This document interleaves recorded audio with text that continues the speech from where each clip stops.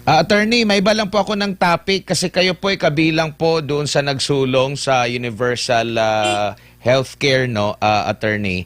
Ano pong masasabi niyo po dito po sa kontrobersyal na marami ding pong pumapalag na parang health pork daw, health pork barrel daw na MAIF, no? Kung saan magbibigay ng guarantee letter at nito mga nakalipas na buwan under sa taon under sa kasalukuyang administration, either mas mataas ito kumpara sa PhilHealth na pondo o di kaya ay mas napaglalaanan ng malaking pondo. Like ngayong taon, next year, meron na namang mataas na pondo pero ang mga politiko po, bago ka makatanggap nito, yung sinasabi po ng mga tutol dito, dapat dumaan ka sa politiko. Marami naman ang nagsasabi na dapat doon na lang ilaan ng mga pondo para dito sa universal healthcare, sa PhilHealth, under sa PhilHealth, attorney. Well, naniniwala po ako na dapat talaga tanggalin na yung MAIF. At yung buong pondo ng MAIF, ibuhos na sa universal healthcare. Having said that, alam mo naman ang ginagawa ng administrasyong bangag, no? Ginagastos para sa tulay na meron ng pondo galing sa mga gobyernong dayuhan. No? So sa akin, ideally, in a perfect world, kung wala ang bangag administration na corrupt, dapat talaga mapunta yan sa universal healthcare. Pero habang nariyan ang gobyernong corrupt ni bangag, kahit papano, nakikita ko naman kung paano nakakatulong yung MAIF kung ang mga politiko ang magre-release ng pondo dyan. No? Kasi nakakarating talaga sa tao. No? Hindi nila gagamitin para sa tulay, pundado na ng ibang mga gobyerno. Opo, attorney, makarating na po ba sa inyo yung impormasyon na mukhang na inuugnay po kayo sa land grabbing sa Bataan? Anong tugon nyo dyan, sir?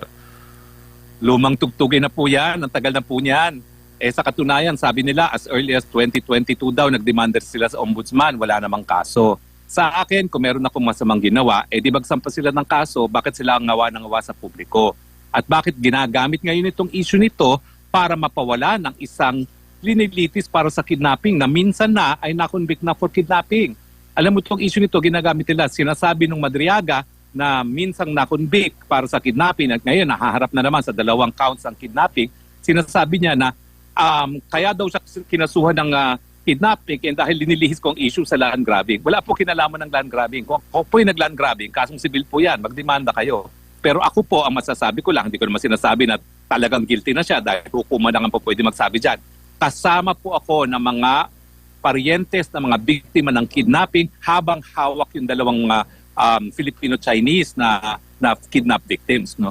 So hindi po yan invento. Nakita ko pong umiyak ang mga magulang, nakita ko pong talagang hindi makatulog ang mga magulang at sinuway po nila ang aking advice na wag magbayad ng ransom. No? Pero yung pagbayad naman ng ransom, doon naman natiktikan ng mga kinakuluan yung mga Madriaga na na-involve dyan at nasundan habang umuwi sa kahinta yung isang Madriaga. No? So sa akin po, obviously, itong Madriaga nagsasalita ng kung ano-ano laban kini VP Sara at meron nangako sa administrasyon bangag na i-dismiss ang kaso niya. At ang pamamaraan pag-dismiss dyan ay sa pagdidiin sa mga biktima. No? Pero hindi ko po alam kung paano nila maimamadil ang issue na ilalabas niyang land grabbing na yan. Dahil sa akin, madali lang sagot ko. Di magdemanda kayo, harapin ko kayo doon. Walang kinalaman yan sa kahit anong kidnapping. Dapat tuloy pa rin ng kidnapping. Opo, yun nga sana din itatanong ko sa inyo, sir. Sa pattern na nakikita nyo dito sa ginagamit nila sa issue kay Madriaga, what comes to your mind, sir? Pinakaunang pumapasok sa inyong pattern sa the way na isinampan nila itong kaso kay VP Sara using the Madriaga issue? Nandidiri na po ako sa kanila. Kasi binababoy po nila yung sistema ng katarungan sa ating bansa para lang sa politika. Sa tingin ko po, itong Madriaga Criminal Syndicate Group, yan po ang tawag sa kanila ng PNP, ay number 5, most wanted ng AKG o yung Anti-Kidnapping Group. Pero ngayon, dahil nga sa politika, pinapangako na mapapalaya siya kapalit ng kung ano nung pagpaparatang kay VP Sara at laban sa akin, ay parang nabaliwala na yung karapatan ng mga biktima na magkaroon ng katarungan. Pag pinalaya nyo po ang notorious criminal syndicate group, marami pa po yung magiging biktima at lalo pa silang lalakas ang loob dahil alam nila na nasa likod nila ang administrasyon. Pambawa po mga Filipino-Chinese, puputaktahin po tayo. ng kidnapping pag nangyari po yan. Attorney, ano naman po ang masasabi ninyo sa pag-appreciate ng ating gobyerno, sa otoridad, dito po sa naging aligasyon nitong si Madriaga at ito namang aligasyon ni Congressman Zaldico? Parang nakakalimutan na, parang mas mabilis yatang umusad itong kay Madriaga at napag-uusapan compare dito kay Congressman Zaldico po, Attorney.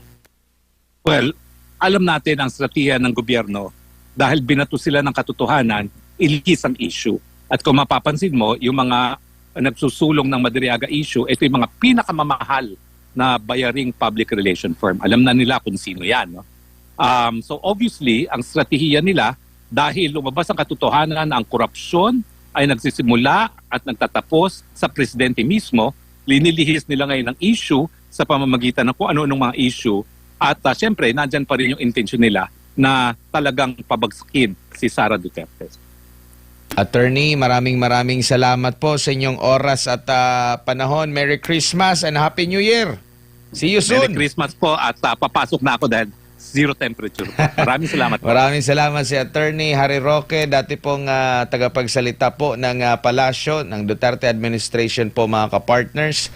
Hinggil nga po dito sa issue po ng ICC at yung issue din po ni Madriaga.